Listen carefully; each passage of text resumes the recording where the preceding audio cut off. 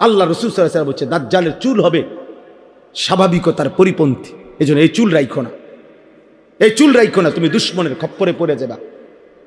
দয়া করে ফিরে আসো, নামাজ পড়ো, 5 ওয়াক্ত নামাজ, ফজরের নামাজ পড়ার চেষ্টা করো। ইনশাআল্লাহ তোমাদের হাতেই আগামী দিনের ইসলামের বিজয় হবে।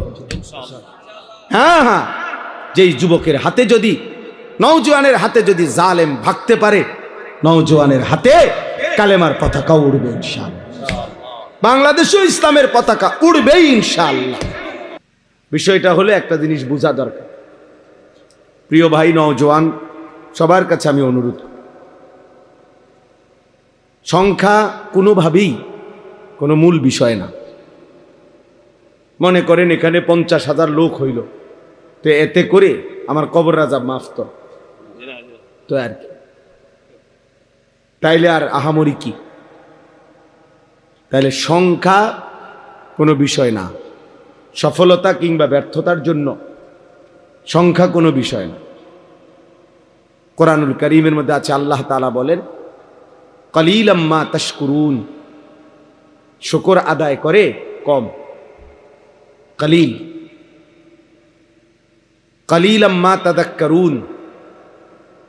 কোরআনুল কারীমে আল্লাহ বলেন আমি আল্লাহর কথা থেকে উপদেশ গ্রহণ করে কম। ওয়া কালিলুম মিন ইবাদিয়াশ শাকুর, আল্লাহ তাআলা বলেন আমার কৃতজ্ঞ শুকরকারী বান্দা হয় কম। তাহলে আল্লাহ তাআলা তো কমের প্রশংসা করছেন কিনা বলে? হ্যাঁ, তাহলে সংখ্যা কম কিংবা বেশি সফলতা কিংবা ব্যর্থতার জন্য কোনো বিষয় না। সবাই চিনতে হবে অথবা চিনে না, এই পরিচিত বা অপরিচিতি, এটাও সফলতার কোনো বিষয় না। সবাই চিনলে সফল, সবাই না চিনলে ব্যর্থ, এমন কথা কোরআন সুন্নায় নাই। এটা ইসলামী দৃষ্টিভঙ্গি না। মনে করেন এই কোরআনুল কারীমের মধ্যে 25 জন নবী এবং রাসূলের নাম আছে। কতজন? 25। তাহলে এখন 25 জন নবী এবং রাসূলের নাম আছে, পৃথিবীর অন্যান্য সমস্ত কিতাব একত্র করলে আরো কিছু নবী রাসূলের নাম পাওয়া যাবে। আচ্ছা, ধরে নিলাম আরো 100, ধরে নিলাম আরো 200, ধরে নিলাম আরো 300, এত হবে না। তাইলে বাকি নবী রাসূলদের এখন সংখ্যা আমাদের সবাই আমরা মিলে বলি যে 25 জন নবী এবং রাসূলের নাম কোরআনে উল্লেখ হয়েছে, তো নবী এবং রাসূল সর্বমোট 25 জনই তো 1,24,000 এই বর্ণনাটিকে যদি ধরা হয়, এই রাওয়ায়াতটাকে যদি ধরা হয়, তো আসমানের নিচে জমিনের উপরে একেবারে যদি বাড়ি চালানো দেয়, তারপরেও তো 1000 খানিক নবী এবং রাসূলের নাম পাওয়া যাবে না। তাইলে বাকি যে এই লক্ষের উপরে নবী এবং রাসূলদের নাম পৃথিবীর কোনো কিতাবে নাই, কেউ জানে না, তাইলে ওনারা ব্যর্থ বলো না ভাইয়া? তাইলে কি হলো? সবাই চিনতে হবে সফলতার জন্য, এটা জরুরি না, এটা জরুরি না।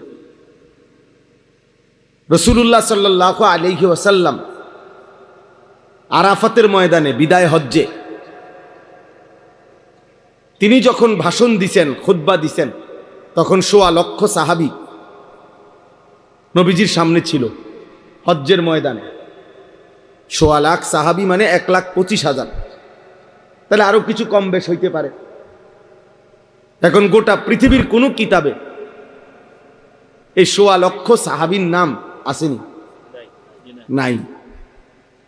313 জন বদরি সাহাবীর নাম, বদরের যুদ্ধের অংশগ্রহণকারী, ওনাদের নাম একসাথে পাওয়া যায়।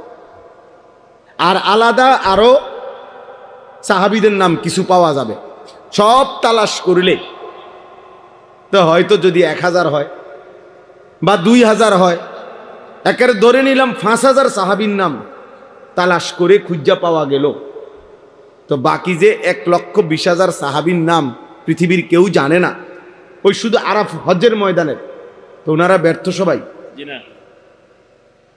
তাহলে এটা বোঝা উচিত, সফলতা কিংবা ব্যর্থতার জন্য সংখ্যাও কোনো বিষয় না।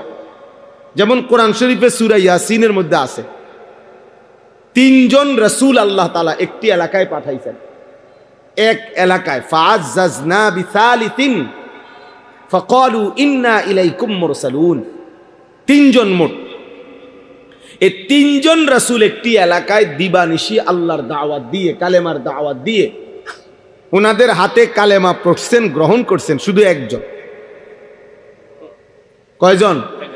একজন মাত্র, একজন। ওয়াজা মিন আকসাল মদিনাতে রাজুলুন, সির্ফ একজন, একজন মাত্র ব্যক্তি কালেমা পড়ছেন 3 জনের দাওয়াতে, 3 জন রাসূলের দাওয়াতে। তাইলে ইনারা এই 3 জনের দাওয়াত মাত্র একজন গ্রহণ করলো, তাহলে ওনারা ব্যর্থ? এটা বোঝা উচিত, এটা বুঝলে সহজ। এজন্য সংখ্যা কোনো বিষয় না, মহান আল্লাহ পাক রব্বুল আলামিন গ্রহণ করলো কিনা সেটা বড় বিষয়। নবী সাল্লাল্লাহু আলাইহি ওয়াসাল্লাম বলছেন, ফাওয়াল্লাহি লা আন ইয়াহদিয়াল্লাহু বিকা রাজুলান ওয়াহিদান খায়রুন লাকা মিন হুমুরিন নাআম। আল্লাহর কসম, নবীজি বলছেন আল্লাহর কসম, তোমার দ্বারা যদি একজন ব্যক্তি হেদায়েত পায়, আল্লাহর পথ পায়, আখিরাতের সন্ধান পায়, নবীজি বলছেন তাহলে এটাই গোটা আরবের সমস্ত দামি ওট তোমারে হাদিয়া দেওয়ার চাইতে কোটি গুণে উত্তম। কয়জন ভাইয়া? একজন। রাজুলান ওয়াহিদান, একজন ব্যক্তি, একজন। একজনের ফিকিরে, এক আল্লাহর বান্দার বদলানোর ফিকিরে আল্লাহর কথা বলা দরকার। আমাদের যেখানে এখানে যারা উঠতি বয়সের কোন ইমাম সাহেব আছেন, আপনাদের জন্য এটা সবক। আপনারা যদি এটা ভাবতেন, বুঝেন, ইনশাআল্লাহ উম্মতের আরো ফায়দা হবে। নওজোয়ান আলেম যারা উঠতি বয়সের, তাদের জন্য এটা সবক। আমি ওয়াজ করলে শুনবে কয়জন? হ্যাঁ, আমার ওয়াজ শুনবে কয়জন? না, এটা তো আপনারা বলে নাই, আপনারা তো কোনো সংখ্যা বাইদা দেয় নাই কোরআন সুন্নাতে যে 50 জনের কম হইলে ওয়াজ শুরু করবে না, সাবধান, কবিরা গুনাহ। কথা বলেন না কেন? 48 জন হইলেও কি করবে না? না, সাবধান, মাইকে হু দিবা না। এমন কোন বিধান আছে? তাইলে আল্লাহর কথা বলতে থাকা, আল্লাহর জন্য বলতে থাকা, অল্প হোক বেশি হোক, সারাক্ষণ উম্মতের ফিকির করা।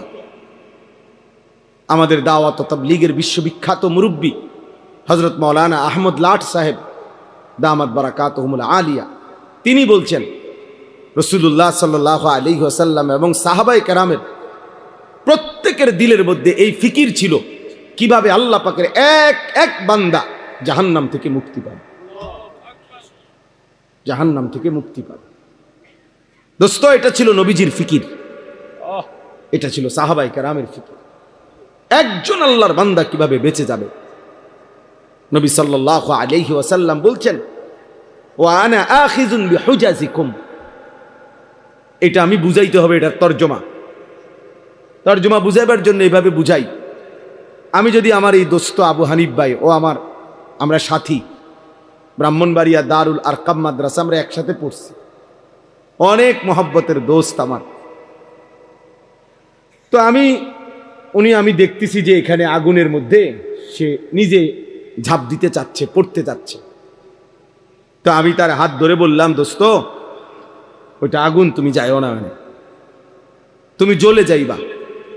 সে আমার ইচ্ছা করলে উনি আমার হাত ধরে রাখলে ছেড়ে দিতে পারে, ছাড় বেটা, আমি যাবই, তোর কি?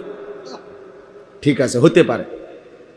এবার আমি কাঁধে ধরলাম, কাঁধে হাত দিয়ে বললাম, দোস্ত না, তুমি ওই আগুনে যাইও না, তুমি জ্বলে যাইবা, তুমি ক্ষতিগ্রস্ত হবা, আমি বন্ধু তোমারে যাইতে দেব না। এবারও ইচ্ছা করিলে কাঁধের হাত সে ছাড়াই দিতে পারে, কাঁধের থেকে হাত নামাই দিতে পারে, সর বেটা, আমি যাবই। আচ্ছা, এইবার যদি আমি এইভাবে কোমরে জড়াইয়া ধরি, কোমরে, যে না দোস্ত আমি তোরে যাইতে দেব না, ওই আগুনে পড়তে দেব না, তাইলে ছেলেরা বাবা তোমরা শোনো, তাইলে নিয়ম কি? হাতের বাঁধন ছেড়ে দেওয়া যায়, কাঁধের থেকে হাত ফেলে দেওয়া যায়, কিন্তু কোমরে যদি কেউ জড়াইয়া ধরে এখান থেকে ছুটে যাওয়া কঠিন কিনা?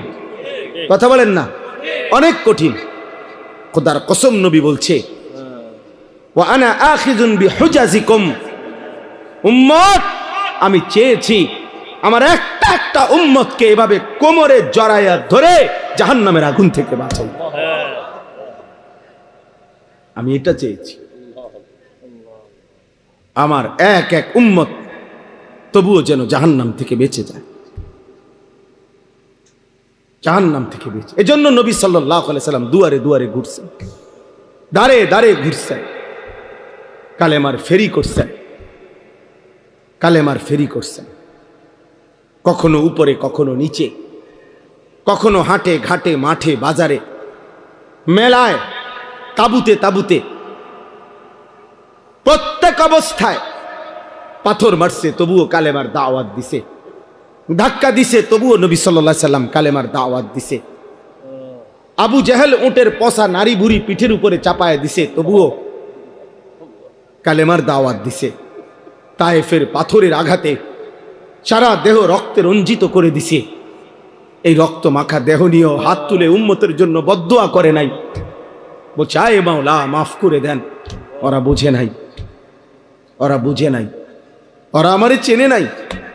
আল্লাহুম্মা গফির লিকওমি ফাইন্নাহুম লা ইয়ালামুন, আল্লাহ আমার জাতিকে মাফ করে দেন। ওরা বুঝে নাই, ওরা চিনে নাই, ওরা চিনতে পারে নাই। এইভাবে দোস্ত ছেলেরা বাবারা নবী সাল্লাল্লাহু আলাইহি ওয়াসাল্লাম চেষ্টা করছেন। তারিখে ইবনে খাল্লিকানের মধ্যে আছে, আরবি কিতাব, নবী সাল্লাল্লাহু আলাইহি ওয়াসাল্লাম আবু জেহেলের কাছে 4000 বার কালেমার দাওয়াত দিয়েছে। 4000, 4000 বার শুধু আবু জেহেলকে কালেমার দাওয়াত দিয়েছে। এক ফিকির ছিল, কিভাবে আমার একটা উম্মত বাইচা যাবে, কিভাবে আমার একটা উম্মত জাহান্নাম থেকে বাঁচবে, আল্লাহকে পেয়ে যাবে। একজনের ফিকির করছে, 10 জনের ফিকিরও করছে, কখনো একজনের কাছে, কখনো 10 জনের কাছে, আবার কখনো 1.25 লক্ষ সাহাবীর সামনেও নবীজি কথা বলছে, কথা বলছেন। কবি আরশ पर कभी फरश पर, कभी उनके दर कभी दर बदर, गमे आशिकी तेरा शुक्रिया मैं कहां कहां से गुजर गया, कभी हो रास्तू में तन्हा कभी हो गुरूदे सहरा, मैं जुनू का हम सफर हो मेरा कोई घर नहीं है। रसूलुल्लाह सल्लल्लाहु अलैहि वसल्लम যেন বলতেন এটা, মেরা কোই ঘর নেই হ্যাঁ, আমার কোনো ঘর নাই, উম্মতের দুয়ারই আমার ঘর, উম্মতের দুয়ারই আমার ঘর। কবি হো রাস্তু মে তন্হা, কখনো রাস্তায় আমি একাকী ঘুরছি, আল্লাহর কথা ফেরি করছি, কখনো শূন্য মরুভূমিতে একাই হাঁটছি, উম্মতের জন্যই চোখের পানি ফেলছি, চোখের পানি ফেলছি। এই জন্য ভাইয়া এই আজকের এই মাহফিলের ইন্তজাম যারা করছেন, আমার প্রথম কথা এটা, এই ফিকির কলিজার মধ্যে থাকতে হবে আমাদের। মুসলমানের এই নওজোয়ান, এরা নামাজ পড়বে শতভাগ কোন দিন? আমাদের এই যে ভরপুর ছেলে, আলহামদুলিল্লাহ এখন রাত 12টা 9 বাজে, রাত গভীরে যারা আল্লাহর কথা শুনতে বসছে, তারা ইচ্ছা করলে তাদের কলিজার ভিতরে যদি আল্লাহর মহব্বত কলিজা ছিঁড়ে বুঝানো যাইতো, তারা আজকের 5 ওয়াক্ত নামাজের সেজদাও দিত। কিন্তু প্রিয় বন্ধু, তোমরা ইনসাফ করো, অনেক ছেলে তোমরা আলহামদুলিল্লাহ এত রাত বসছো এক মৌলবীর বয়ান শুনতা, কিন্তু এমন অনেকেই আছো যারা আজকের সারা দিনে 5 ওয়াক্ত নামাজের 1 ওয়াক্ত নামাজও পড়ো নাই। হায় বন্ধু, আমার দোস্ত, আমার সন্তান, আমার ছেলে, আমার ছোট ভাই, তুমি করলাটা কি? কারে নারাজ করলা, কারে নারাজ করলা? কেমনে পারলা? কেমনে সম্ভব হইল এই বেনামাজি জিন্দিগি, এশার নামাজও পড়লা না, এই অবস্থায় দোস্ত যদি ঘুমাও, অনেকে রাত ভোর জেগে জেগে নারী দেখো, ছবি দেখো, মোবাইলের অস্থির দৃশ্য দেখো, নারী আর ছবি দেখে প্রিয় বন্ধু ছেলেরা শরীর তো নাপাক হয়, হারাম বীর্যপাত হলে শরীর তো নাপাক হয়, তো এশার নামাজও পড়লা না, শরীরটাও নাপাক, এই অবস্থায় ঘুমায় রইলা। আমার বন্ধু যদি এই রাত আর ভোর না হয়, এই ঘুম যদি আর না ভাঙে, এজন্য আমি উদাত্ত আহ্বান জানিয়ে আজকের এই সুন্দর আয়োজন শেষ করলাম। আল্লাহ তাআলা আমাদের সকলকে ঈমান, আমল, তাকওয়া, রাসূলুল্লাহ সাল্লাল্লাহু আলাইহি ওয়াসাল্লামের সুন্নাতের মহব্বত দান করেন। আমিন। সুবহানাল্লাহি ওয়া বিহামদিহি।